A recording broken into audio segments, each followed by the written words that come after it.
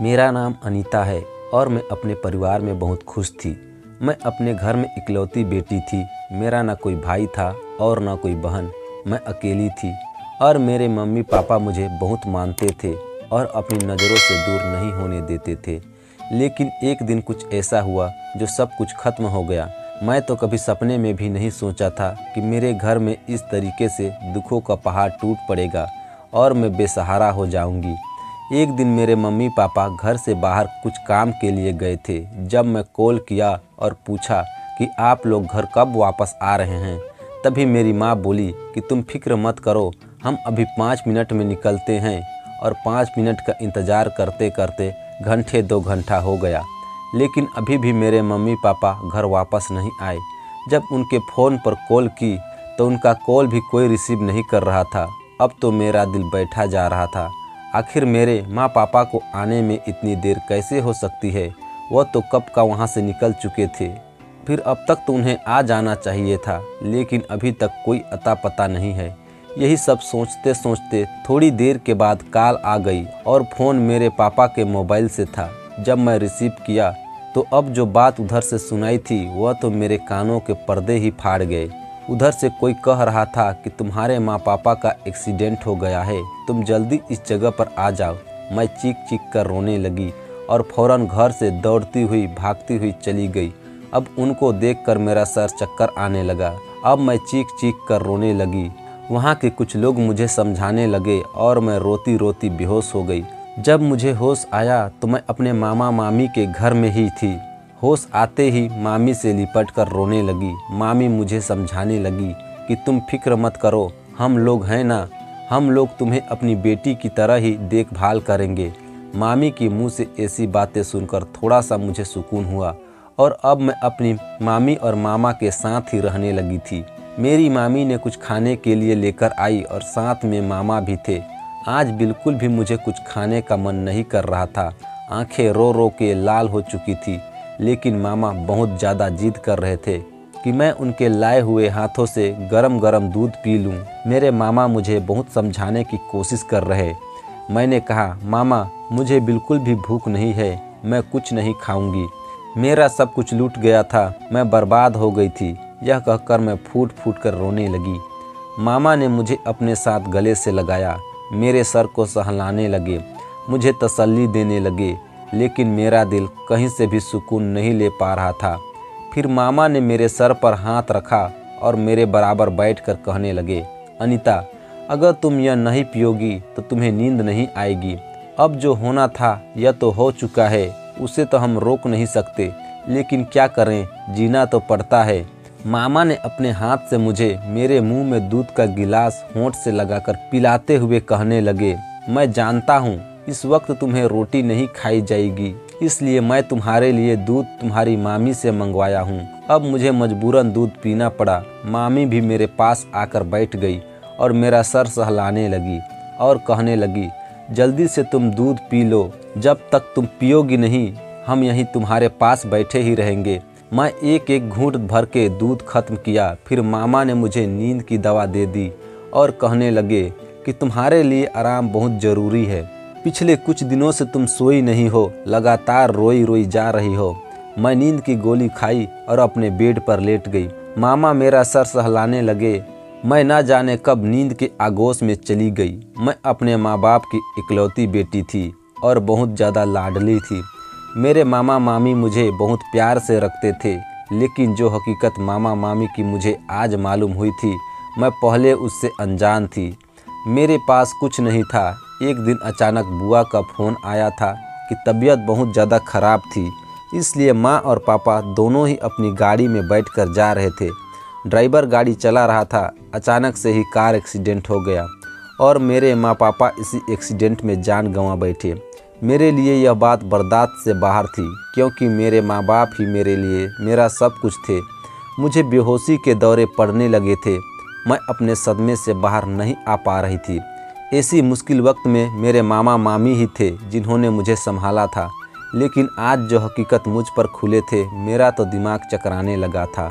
अभी तक मैं अपने माँ बाप के सदमे में ही थी। काफ़ी दिन बाद आज मैं नींद की गोली की वजह से सोई थी। कुछ दिन बाद ही मेरी मामी ने मुझे ज़बरदस्ती कॉलेज ही भेज दिया। कहने लगी कि अपनी पढ़ाई की तरफ ध्यान दो। मुझे भी यह ठीक लगा कि मेरे लिए पढ़ाई पर ध्यान देना ही बेहतर है, लेकिन मुझे समझ नहीं आती थी कि मेरी मामा रोज़ क्यों मुझे गर्म दूध का गिलास देते थे और मामा मेरे सामने बैठकर कहते थे कि तुम्हारे लिए गर्मा गर्म दूध मंगवाया है, यह दूध पी लो। जब से मेरे माँ बाप का देहांत हुआ था, रोज़ाना ही मामा मुझे दूध पिलाते थे और अपने सामने मुझे वह पूरा दूध खत्म करने को कहते थे। मेरी मामी भी मेरे पास आकर बैठ जाती और कहती कि गर्म दूध का पीना बहुत ज़रूरी होता है। मैं मामी से कहा कि मुझे रोज़ रोज़ दूध पीना पसंद नहीं है, मैं खाना खा तो रही हूँ, आप लोग क्यों ज़बरदस्ती मुझे यह सब पिलाते हैं। मामा कहने लगे, इसकी वजह तुम्हें बता देंगे, अभी तुम छोटी बच्ची हो, ऐसी बातों को समझ नहीं सकती, लेकिन हम तुम्हारे फ़ायदे के लिए ही यह सब कुछ कर रहे हैं। मैं समझ नहीं पा रही थी कि मामा क्या कहना चाहते हैं और आज वह मुस्कुरा भी रहे थे। अपने हाथ में उन्होंने दूध मेरे होठों पर लगाया और जब तक मैं गिलास खाली नहीं कर दिया, वह लगातार मुझे घूंट घूंट दूध पिलाते रहे और कहने लगे कि तुम्हारी सेहत गिरती जा रही है। लेकिन मैंने यह बात महसूस की थी, जब मैं वह दूध पीती थी तो मुझे अपने आप में बहुत कमज़ोरी से महसूस होने लगी थी। मैं जब सुबह कॉलेज के लिए उठती तो मेरा सर भारी रहता, मेरा दिल नहीं चाहता कि मैं कॉलेज जाऊं। मैं कॉलेज की छुट्टियां कर लेती थी, लेकिन मामी मुझे इस बात पर पहुंच जाती थी। इस बार मामा बाहर से स्पेशल दूध लेकर आए हैं और कहने लगे कि अब मैं तुम्हारे लिए लाया हूं। मैंने कहा, आप क्यों इतनी दूध मेरे लिए लेकर आते हैं, मुझे यह दूध पीना बिल्कुल पसंद नहीं है, मैं दूध पी पी कर बोर हो चुकी हूँ। वह कहने लगे, दूध नहीं पियोगी तो रात को नींद कैसी आएगी, तुम्हें नहीं मालूम कि जब तुम दूध पीती हो तो तुम नींद में सो जाती हो, तब तुम्हें सुकून का नींद मिलता है।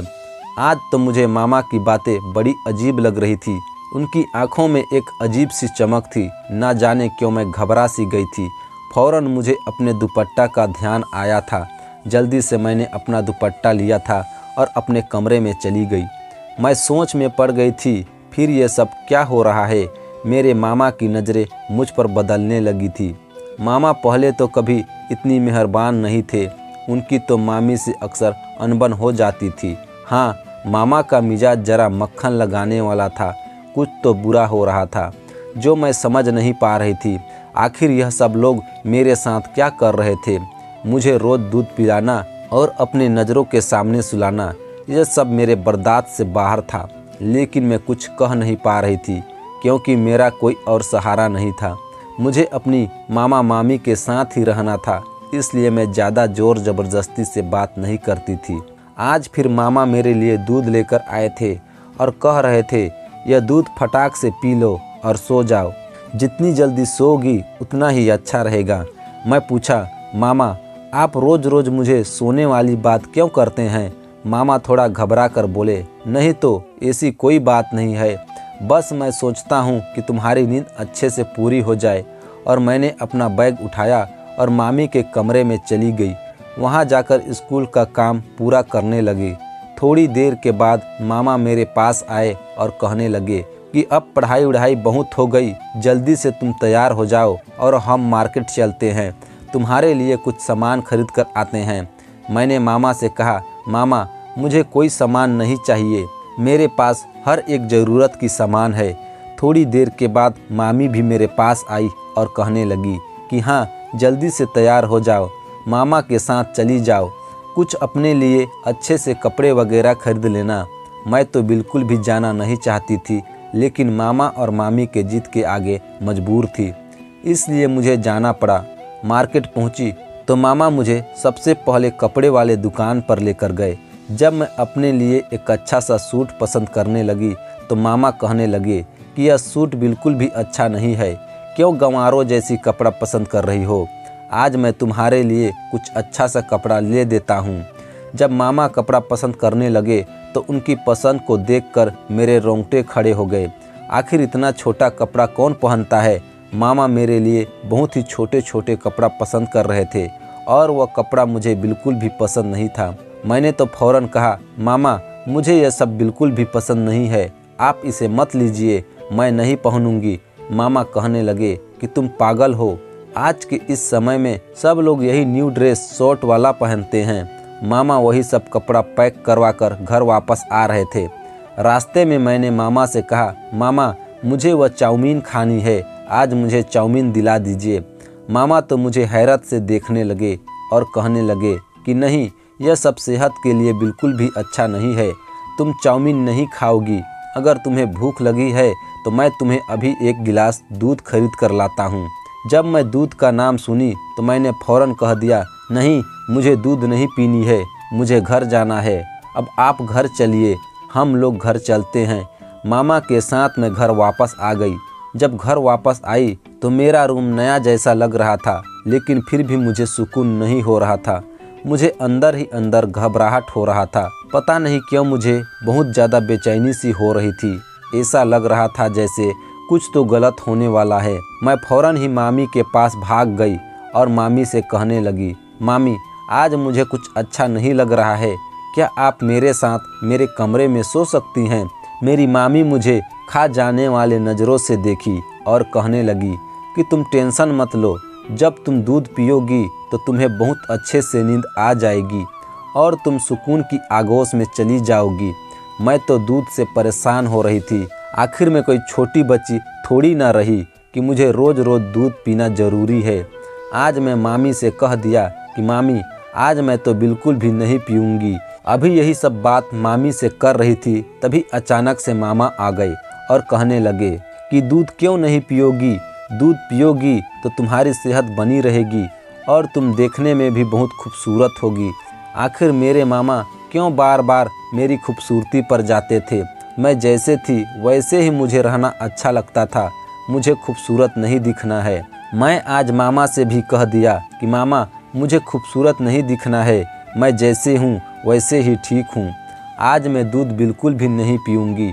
यही सब सुनकर आज मैं गुस्से से अपने कमरे में जाकर लेट गई और सोचने लगी कि आखिर यह दूध का चक्कर क्या है। आज तो मैं दूध हरगिज नहीं पीऊँगा, चाहे जो कुछ भी हो जाए, मुझे दूध नहीं पीनी है तो नहीं पीनी है।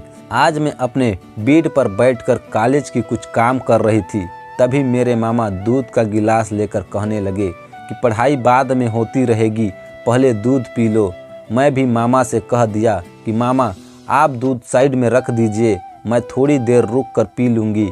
लेकिन मामा तो सातवां आसमान पर पहुँच गए। वह कहने लगे कि दूध अभी और इसी वक्त पियो, बिना दूध पिए मैं कहीं नहीं जाने वाला। मामा के मुंह से ऐसी बातें सुनकर तो मैं और भी ज़्यादा घबरा गई। आखिर दूध मैं नहीं पी रही हूँ तो इसमें गुस्सा करने वाली कौन सी बात है कि मामा तो इतना ज़्यादा गुस्सा होने लगे कि मजबूरन दूध पीना पड़ा। और जैसे ही मैं दूध पीकर ख़त्म किया उसके बाद मुझे कुछ याद ही नहीं रहा। हाँ, इतना पता था जब मैं सुबह उठती तो मेरा बदन पूरे तरीके से दर्द करता है। ऐसा लगता है जैसे मैं काम करके थक चुकी हूँ, लेकिन मैं तो काम बिल्कुल ही नहीं करती थी। फिर दर्द कैसा था? आखिर अगली सुबह जब नींद खुली तो मैं अपने बेड पर नहीं थी। और ये क्या, जो कपड़ा मेरे मामा ने खरीद कर लाए थे वही कपड़ा आज मैं पहनकर बेड पर सोई हुई थी। मुझे तो कहीं जाना भी नहीं था, तो फिर ऐसी ड्रेस पहनने की क्या ज़रूरत पड़ गई? और मैं यही सब सोच रही थी, तभी अचानक वॉशरूम से एक आदमी निकला और मेरे पास आकर बैठ गया और कहने लगा कि तुम क्या लोगी, चाय कॉफ़ी वगैरह वगैरह। मैं चीखी और चिल्लाने लगी कि तुम कौन हो और मैं यहाँ पर कैसे आई और मेरे कपड़े किसने चेंज किया? वह लड़का खड़ा हुआ, मुझे देखकर मुस्कुराए जा रहा था। अब मुझे उसकी मुस्कुराहट में भी खोट लग रही थी। फिर से मैं उसे गुस्सा होने लगा कि तुम मुझे बता दो मैं यहाँ पर कैसे आई हूँ और मुझे मेरे मामा मामी के पास जाना है, मुझे पहुँचा दो। वह लड़का मेरे पास आया और मुझे हैरत से देखने लगा कि यह लड़की कितनी मासूम है और इसके मामा मामी इसके साथ कितना अत्याचार कर रहे थे। यह बेचारी को तो उन दोनों पर इतना भरोसा है कि अगर मैं इसे कोई भी बात बताऊं तो इसे विश्वास ही नहीं होगा। लेकिन मैं क्या करूं, मुझे बताना तो पड़ेगा ही। अगर मैं इसे न बताऊं तो फिर से वह अपने मामा मामी के पास चली जाएगी और पता नहीं वह लोग इसके साथ क्या करेंगे। मैं वहीं पर बैठ गया और उसे कहने लगा कि देखो अनीता, तुम यहाँ पर बिल्कुल भी सेफ हो और मैं जो तुम्हें बताने जा रहा हूँ उसे गौर से और ठंडे दिमाग से सुनो। और गुस्से से कहने लगा कि कौन मामा मामी? तुम्हारे मामा मामी तुम्हारे साथ क्या कर रहे हैं तुम्हें ज़रा सा भी पता नहीं है। मैं तो ऐसी बातें सुनकर हैरत में पड़ गई। आखिर मेरे मामा और मामी मेरे पीठ पीछे क्या कर रहे थे जो तीसरे इंसान को पता है और मुझे नहीं। मैं उनके आगे हाथ जोड़ दिए और कहने लगा कि प्लीज़ मुझे सब कुछ सच सच बता दो, आखिर मेरे साथ हो क्या रहा है, मुझे कुछ भी पता नहीं है। अगले ही पल वह लड़का मुझसे कहने लगा कि तुम्हारे मामा और मामी एक बहुत ही बुरे इंसान हैं और वो लोग मिलकर तुम्हारा इस्तेमाल कर रहे हैं।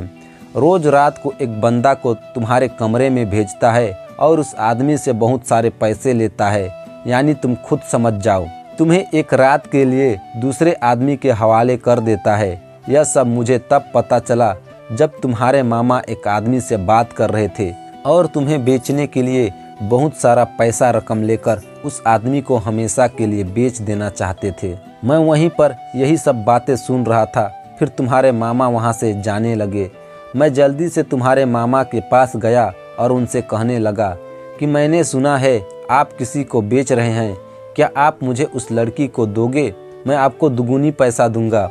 फिर तुम्हारे मामा ने मुझसे बहुत सारा पैसा लेकर तुम्हें मेरे हवाले सौंप दिया, लेकिन तुम बिल्कुल भी फिक्र मत करो, तुम यहाँ पर बिल्कुल सेफ हो। अगर मैं तुम्हें पैसे देकर नहीं लाता तो तुम बहुत दूर जा चुकी होती और वह लोग तुम्हें नोच नोच कर खा चुके होते। उस लड़के के मुंह से ऐसी बातें सुनकर मैं फूट फूट कर रोने लगी।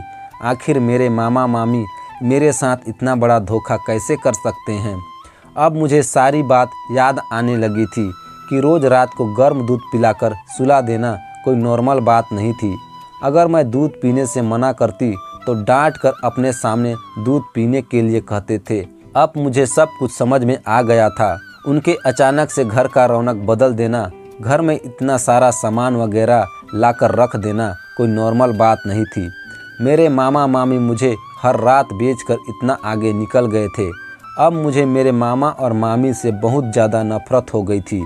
यही सोच रही थी कि जाऊं और जाकर उनका खून कर दूं, लेकिन मैं उन लोगों का शक्ल भी देखना नहीं चाहती थी।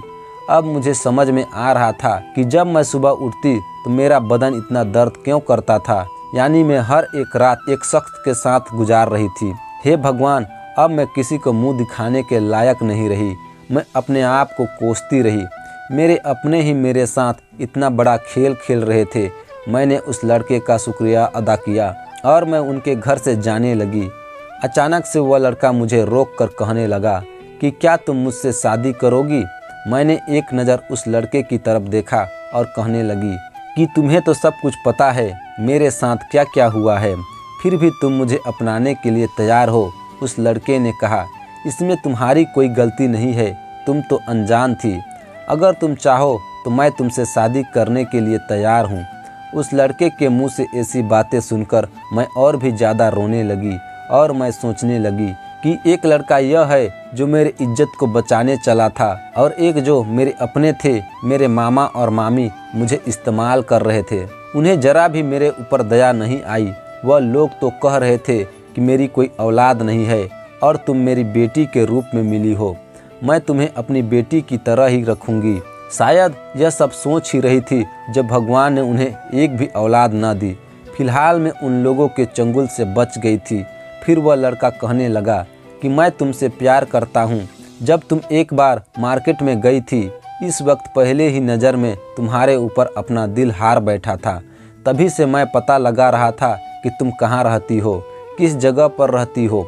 यह सब पता लगाते लगाते मुझे यह सब पता चल गया कि तुम्हारे साथ क्या कुछ हो रहा है।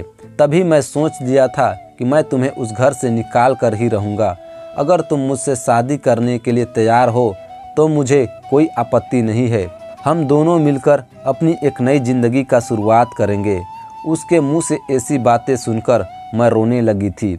एक गैर इंसान इतना अच्छा निकलेगा मैंने कभी सोचा नहीं था। अब मेरे अपने तो दुश्मन से बढ़कर निकले, लेकिन एक पराया लड़का मेरी ज़िंदगी ही संवार दिया।